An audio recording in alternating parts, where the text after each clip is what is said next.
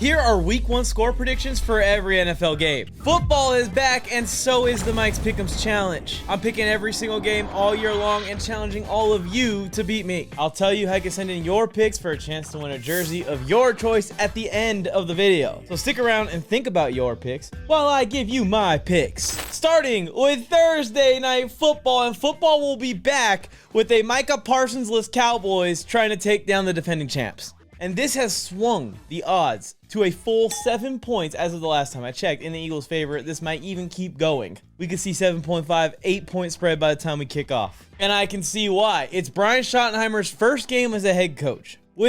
First game without Micah Parsons. In the first game of the season versus the defending champs who can run the crap out of the football. I think Philly's going to cover, and I think the first game of the season this year is going to be a boring one. It's going to be a blowout. Eagles 42, Cowboys 24. Which brings me to Friday Night Football. The Chiefs and the Chargers are hitting the private jets to Brazil. Another rivalry game between two teams competing for the AFC West Championship this year. And I know the Chargers have not beaten the Chiefs at full strength since 2021. It has been 1,700 days plus, which means for one, we're due. And for two, it's time for the Chargers to change up their strategy of approaching this. We've been spending all these years trying to slow down Mahomes and outshoot Mahomes, when really the Chargers need to develop their own philosophy. We should not be dictating our roster building, our game planning, our season preparation on getting ready for one team. We need to build. The Kansas City Chiefs built a near unstoppable machine, but that machine's running out of gears. And this is our time. This is our window to build our own unstoppable machine. And that's why I predict that the Chargers will show what they are going to be this year in the first drive and run it almost 10 straight plays. A few pass plays mixed in there. And from the opening whistle, wear down on the Chiefs, especially their older veteran, in Brazil after that long trip. And once you wear them down, that is when you drop back and go bombs away and unleash Justin Herbert on them. I also think defensively, the Chargers are going to expose the Chiefs' left tackle situation this year. They've been piecing and band-aiding that back together for way too long and keep getting away with it. And you guys know me, when I'm picking Chargers games, I'm never biased. So I'm taking the LA Chargers to upset the Chiefs as my first upset of the week. We got a 3-point advantage in case this is a field goal game, but I got the Chargers winning it 24-20. Next, the Saints are going to Arizona. And I'm going to say, I think the Saints will be the worst team in the NFL this year. Sorry, Saints fan. And I'll just say it. I think the Saints are going to be the worst team in the NFL this year. I think I would take 6.5 points to open the season with just about any opponent. They have no identified franchise quarterback going forward. Spencer Rattler ended up narrowly winning the job. Brendan Staley is running this team's defense. And Kellen Moore, who's been a great offensive coordinator, is now the head coach of this team, and I would definitely give Kellen Moore a little bit of a shot. Maybe he has some potential to be a head coach one day, but he's been dealt a shit sandwich of a roster. And again, pairing with Staley has not went well for any offensive-minded person, period. Offensive-minded people, no matter how good they are, get fired when they're around Brendan Staley. Again, I'm completely unbiased in these picks. I think the Cardinals also are a team that always starts the year off really hot when they're really healthy, and this year's not going to be any different. Give me Arizona 31-14 and an easy dub. Next, we got a battle of two cats who are kind of lying in bed right now. That didn't come out right. But the Jaguars are trying to figure out, is Trevor Lawrence the future of the franchise at quarterback? No excuse in the weapons anymore. No excuse in the coaching anymore. The O-line's solid at least. This should be the year that Trevor Lawrence makes that huge breakout. And then Bryce Young. They just drafted Tedoroa McMillan, so he's got a wide receiver one. They continue to invest in the O-line, but especially that Panthers defense is underrated. If he's going to ever have a breakout, this seems like maybe this is the last year. And they're both in South divisions that are kind of open for a little bit. It's a good matchup and a fun game to watch this week, but I'll take the side that already has Brian Thomas Jr. and Trevor Lawrence with that key connection that Bryce Young and Tedoroa McMillan still need to build. And I'll take the Jaguars side because I feel like that their pass rush can be a little bit of a nightmare for teams this year. And I'll also take the Jaguars side because Travis Hunter is the wild card that I want to root for this weekend. Can the team build some consistency throughout the year? Can the Panthers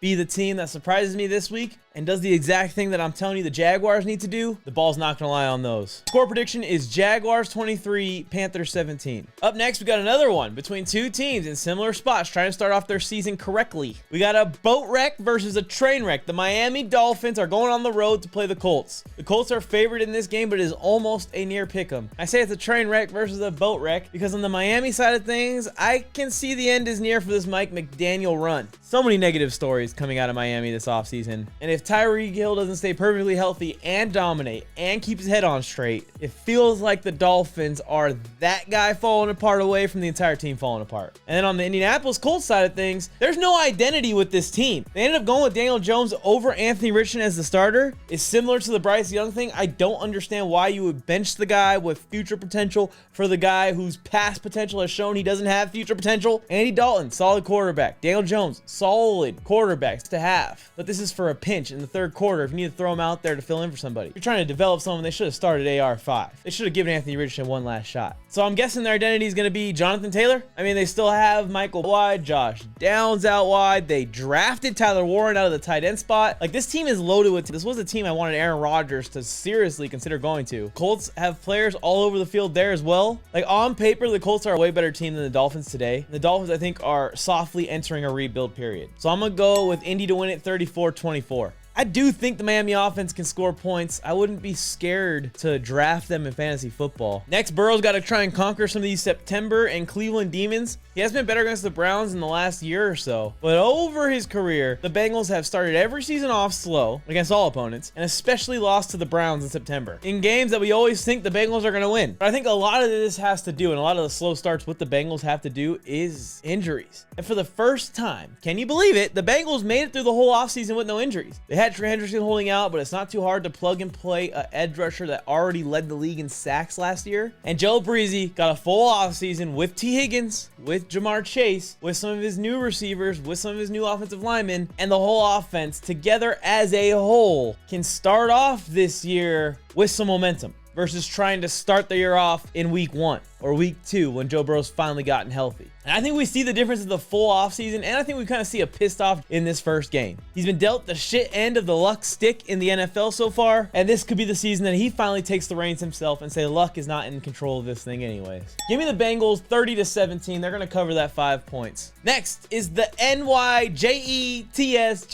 Jets taking on their friend from a year ago, Aaron Rodgers. And is this going to be a Jets revenge game? Is this going to be a Justin Fields revenge game on Aaron Rodgers or on the Steelers themselves? Is this going to be an Aaron Rodgers revenge game on the Jets? There's so many storylines going into this one game. I just think for the Jets, the Steelers have become a monster that's gotten too big. And every time we've seen Aaron Rodgers play with a functional coaching staff, it goes well. I just don't think you can be a one-dimensional team against the Pittsburgh Steelers in today's era. They have shown that they will swat that shit down, and the Jets right now to me are going to be a run-heavy team that tries to surprise you off the play action and play some defense. If anyone knows that defense well, maybe it's Aaron Rodgers, who just practiced against them for an entire offseason. 2 off, forget about the injury year. Give me the Jets to win a close one, a little bit of a defensive battle, 17-7. Next, I think the Giants can support folks in this game against the Commanders, in a sense that they have the D-line to give an offensive line in their first week of the season fits. And I think that they can get after Jaden Daniels and keep him from extending plays and scrambling, which is what has made him so dominant in the league so far. And I just think that there'll be a few game-wrecking plays that Malik Neighbors makes, that Abdul Carter makes, that Dexter Lawrence might make, that keeps this game closer than the odds makers are expecting. Right now, the Giants have a 6-point advantage, 6-point underdogs, and I'm going to take the Giants to cover. I do think the Commanders will win the game in the end, though. This offense is already a stop, and now you're adding someone like Deebo Samuel to the mix. It may take a few weeks for Kingsbury to really figure out how to effectively use his weapons, but if they can stay healthy, this offense is going to score a ton of points. And I don't think that even the Giants D-line is going to be able to keep them from winning this game. So I'm taking the Commanders to win 24-20, so the Giants would cover. Put the check mark next to New York. Next, we got another big divisional game that could have playoff implications way later on in the season. The Falcons are rolling out Mike Penix for his first full year as the starter, and the Buccaneers have as high a potential as any team in the league this year going into a Baker Mayfield. Bucs offense is absolutely loaded with weapons. They added Emeka Egbuka to that side of the ball. The question is, can the Bucs defense and the youngsters in the secondary especially take that leap and surround Antoine Winfield with a good group group that could make it through a playoff run and make it through a season and win this division, win this game. They're getting a real test with the Falcons because the Falcons have a ton of weapons in damn selves. And guys like Drake London, guys like Bijan Robinson, they have developed into top tier weapons in the league. Mike Penix shouldn't have any issues with the guys getting open, shouldn't have any issues in the run game helping him out, and have all the opportunity he needs to have a successful year. I will take the Bucs to win this game, but this is one of those ones that was really hard to pick. I just think matchup wise, player for player, right now I lean Tampa, who have the horses in their front seven to slow Bijan at least. Can't ever really stop him, and then, you know, score on their own. And on the other side, they have the matchups to score on their own. Give me Tampa 31-20. It's 2-point difference in the odds. Next, we have the 49ers hosting their division rival, Seattle Seahawks. And you guys might be surprised by my prediction here. I've got the 49ers actually kind of wiping the Seahawks here in week 1, 27-10. Think about the 49ers. They're a unit that was not healthy this year, especially in the receiving core, but they're a unit that's been together for multiple years. This is what? Brock Purdy's 3rd or 4th year in the offense. Kittle's been there forever. Christian McCaffrey now has been there for multiple years. I know Brandon Ayuk's been down, but Juwan Jennings will be filling his spot as one of Brock Purdy's favorite targets. You're getting Ricky Pearsall thrown into the mix.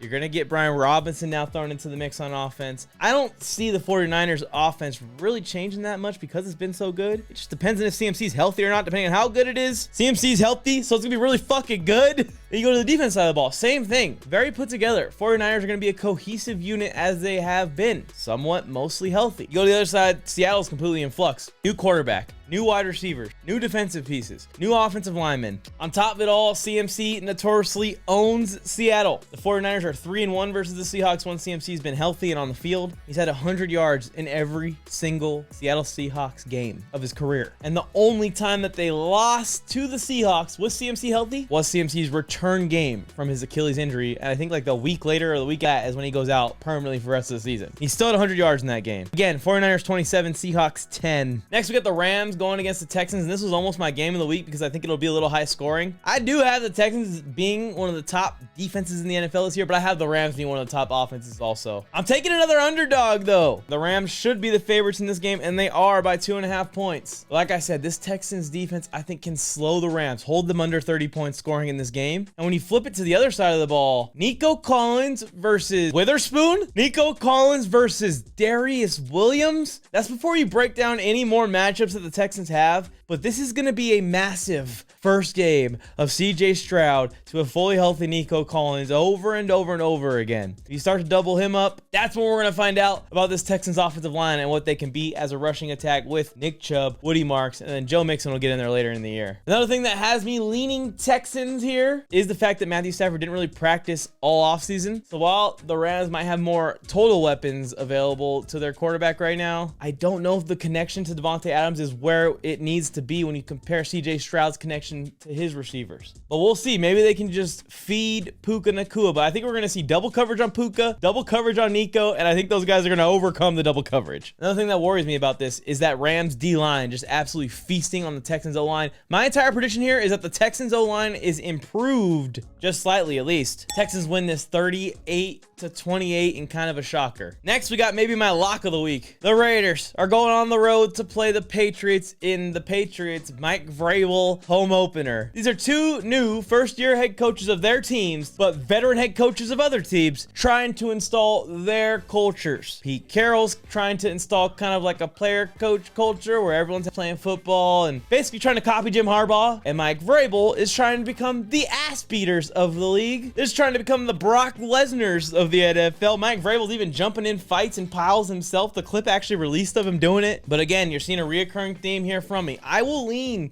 the way of the team at home with the high potential quarterback coming back, returning second season. Huge additions in the backfield. Specifically, added a left tackle to protect that quarterback and give him more time than he's ever had. And the Patriots got better all over their defense versus the team on the other side who went from backup level quarterback to backup level quarterback who's on the team. We subtracted from the Raiders weapon core. They didn't make any additions to the 32nd ranked offensive line last year, especially in the rushing attack. They think that Ashton Genty is literally just gonna Boise State bulldoze his way through the NFL and through Mike Vrabel's New England Patriots. Raiders fans have lost their minds. The NFL fan base, for a lot of people taking the Raiders in this game, have lost their minds. Give me the Patriots 21-13, covering their 2.5 point favoritism. Which brings us, and we've been waiting all day. I'm putting Carrie Underwood over my voice. Sunday Night Football, and thank you, schedule makers, for this one. Starting off the year with Bills versus Ravens. This is basically a pick'em game. I think the Ravens are 1-point favorites, and I think it's going to be that close. I have no idea who to pick in this game. This is the only game this week that I have no clue, or I don't lean a certain way. We have two of the era's best teams and two of the era's best quarterbacks, and the last two MVPs taking each other on, with major playoff implications probably on the line down the stretch of the season. If it comes down to these two teams for the 1 seed, it could come down to this game. And where I'm focusing my pick is the matchups, especially in the secondary, and where we're used to the Bills being the high-flying offense and the Ravens being the #1 rushing attack in the league, or 2 at the worst. I think the Ravens are really going to pick on the Bills secondary in this game. The Bills, who have nightmares with Derrick Henry every time him, are going to be so focused on stopping Derrick Henry. Lamar Jackson to Zay Flowers, Lamar Jackson to Mark Andrews, Lamar Jackson to now DeAndre Hopkins is going to cook, because the Bills tried to bring in a first-round rookie Maxwell Harrison to take over the CB2-ish job. They're trying to find some help at the cornerback position overall, and he's injured. So then it comes down to Tre'Davious White out there covering Zay Flowers in 2025. Yikes. In the same breath, I think the Bills and the Ravens are my 2 Super Bowl favorites out of the AFC again, and they're going to be every year, it feels like, until one of them wins one. And this game was literally impossible to pick, and I have it coming down to a field goal. I have Tyler Loop getting his first game-winning field goal in the Ravens' first game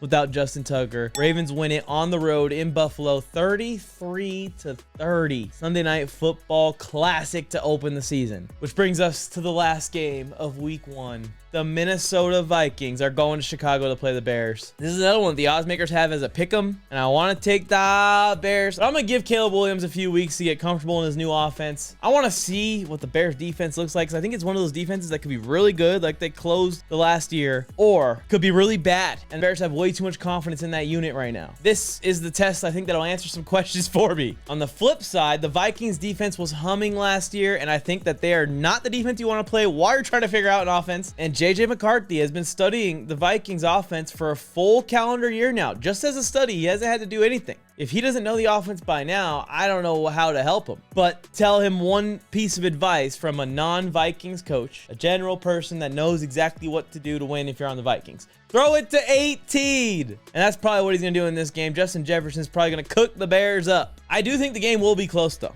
I'm taking the Vikings to win 27-24. Which brings me to Mike's Game of the Week. And Micah has shifted the odds so much that the Packers are now almost 3-point favorites. They're 2.5-point favorites. When I took the notes down for this, they might be 3-point favorites by now. I can't believe that. I will take the Lions for sure on that. Thank you. Micah Parsons has got to get in there. He's got to build some cohesiveness with his defense. He's not just going to go in there and wreck the game in the first game of the season, especially against a team with an O-line and a unit as steady and organized with as many years behind them as the Lions. I know they're getting a new offensive coordinator, so there is some kinks to iron out there, but all he has to do is just kind of watch some tape from last year, see what the Lions do, really the stuff that he wants to input, and let's run it back. And if they do that, the Packers losing Kenny Clark is going to start to show in this first game. I also don't know why the odds makers aren't worried at all about the fact that Jordan Love hardly practiced this offseason. And a lot like Burrow in previous seasons, I think that could lead to a very, very slow start for the Packers, at least the Packers offense. So they have questions on both sides of the ball and things to address early on in the season on both sides of the ball, while the Lions are a well-oiled machine. I actually have the Vikings winning this division, but I'll take the Lions to win this game, especially as 2.5-point underdogs. Give me Detroit 31-20. But I do have it as my game of the week because it's must-see TV. Micah Parsons on one side, the Detroit Lions, and how their 2025 squad's gonna look on the other side. You can't miss this. And I'll tell you my upset of the week, but first, huge shout out to the sponsors of today's video, MyBookie. MyBookie makes it so easy to get in your picks. If you're new to MyBookie, when you use promo code NFLMike to sign up, they're giving you a risk-free bet up to $500. What that means is if you put your bet in and you lose, nothing happens. But if you win, you still win the winnings. Again, promo code NFLMike. And then if you want to join my Pickems challenge for a chance to win a jersey or a shot at thousands of dollars, enter the Pickems challenge for completely free. The link is in the description below. All I ask in exchange for hosting this thing for free and putting up with it every week is that you guys like the video and subscribe to the channel. Never met me before. Hi, I'm NFL Mike, an NFL content creator who's been creating NFL content every day for 5 straight years. If you're an NFL fan, I know you will love the channel. Help me do what I do, which is cover all 32 teams. You could be up to date with the NFL while you do what you do. Turn on notifications. Call me crazy. I think Bo Nix has gotten way too much hype, and I think Cam Ward and these Titans have gotten way too little hype. So my upset of the week will be the Tennessee Titans not only covering an 8-point underdog status on the road, I have the Tennessee Titans winning 20-17. I have to pick one of these upsets every single week. You guys, please let me know what your upset of the week is in the comment section below. Will these picks be spot on? And will I be able to beat last year's record? And will you beat my picks? Make sure you submit them at the link in the description down below. But I guess sooner rather than later on all of that, the ball definitely won't lie. I love football, and I am so happy that it's back. Yeah, let's get it hype. Kicking it off with NFLMike. Yeah, get ready to ride. You know that numbers and ball don't lie. It takes talent. Yeah, you gotta have love for the game. Super Bowl to Hall of Fame. Touchdown. I hope that you got your head in the game. From the field to the microphone, he turns up when